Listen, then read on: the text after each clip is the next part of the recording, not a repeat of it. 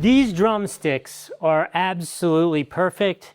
I can't believe I'm sitting here talking to you about these drumsticks, but there are multiple ways you can go in this world. You could go with like the wooden sticks. You could go with the plastic ones that you can wash and reuse. I am a super fan of the good old-fashioned paper ones. They are awesome. I bought these, not sponsored. If you are looking for the perfect ones for making cotton candy and all these different kind of machines, these guys are amazing. I think it's a pack of 100. You can't go wrong with that. Unless you're doing something in the neighborhood and using this one, you might need 200. So order 2. In any case, I've included a link here on the screen, another one down below. Please use those links. They will get you the most current pricing right now.